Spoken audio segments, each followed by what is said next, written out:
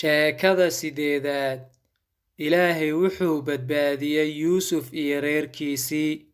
Sannado badan kadib, markuu Yacquub duqoobay uu noqday waayeel, maalin wuxuu wiilkii uu jeclaa ee Yuusuf u diray inuu soo fiiriyo walaaladiis oo meel fog xoolahoodii ku raacayay.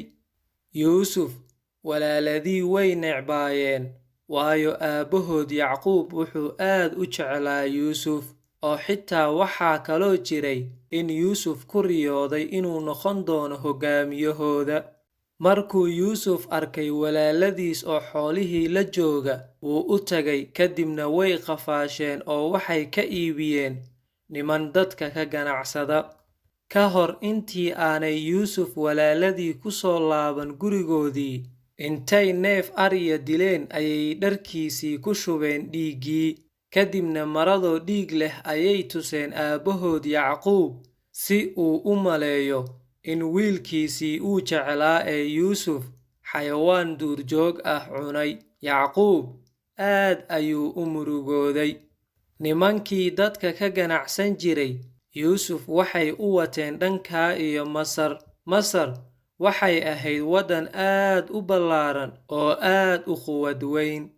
Nimankii dadka ka ganacsan jiray waxay Yuusuf ka iibiyeen nin aad taajir u ah, kana tirsanaa saraakiisha masaaridii wakhtigaas. Yuusuf si aad u wanaagsan ayuu ugu adeegay ninka iibsaday. Kadib Ilaah wuu barakeeyey Yuusuf. Ninkii uu u adeegayay xaaskiisii ayaa damacday inuu Yuusuf la seexdo, laakiin Yuusuf wuu diiday inuu xumaan sameeyo oo uu dembaabo. Iyadana aad ayay uga carootay diidmada Yuusuf. Kadibna way eedeysay si loo xiro oo xabsiga loogu tuuro. Kadib Yuusuf waa la xiray, xitaa isagoo xabsiga ku jira wuxuu ahaa mid iimaan leh oo Ilaah ku caabuda xabsiga dhexdiisa. Kadib Ilaah wuu barakeeyey isaga. 2 sano kadib, Yuusuf xabsiga ayuu ku jiray weli, xitaa isagoo bilaa dembiya. Habeen ayaa boqorkii Masar haystay ee lagu magacaabi jiray Fircoon wuxuu ku riyooday 2 riyo oo aad u wareerisay naftiisa. Laakiin hal qof oo ka mid ah nimankii la talin jiray isaga way macneyn waayeen riyada Fircoon uu ku riyooday. Ilaah wuxuu awood u siiyey Yuusuf inuu macneeyo ama tarjumo riyooyinka.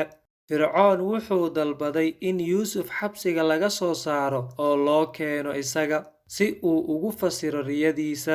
Yuusuf wuxuu tarjumay riyooyinkii Fircoon, wuxuuna ku yidhi, Ilaah wuxuu keeni doonaa 7 sano oo barwaaqo ah, kadibna waxaa imaan doonta 7 sano oo abaar ah. Fircoon aad ayuu ula dhacay warkii Yuusuf, taasina waxay Yuusuf ka dhigtay inuu noqdo ninka labaad ee ugu awoodda badan Masar.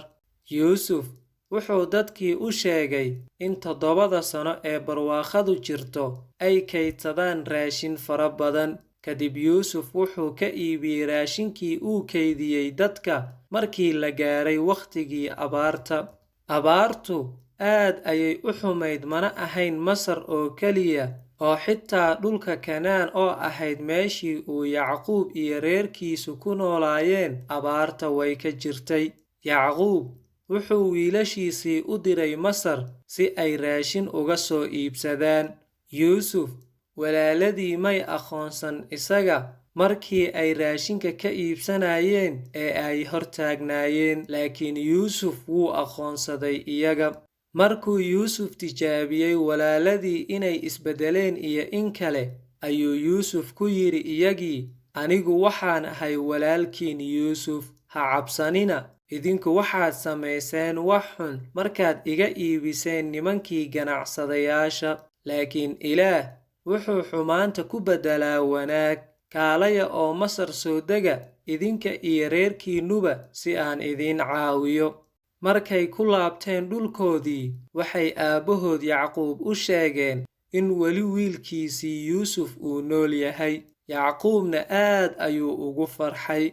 Inkastoo Yacquub uu aad u weynaa, laakiin reerkiisii iyo isaguba waxay u guureen Masar, waxayna ku noolaadeen halkaas.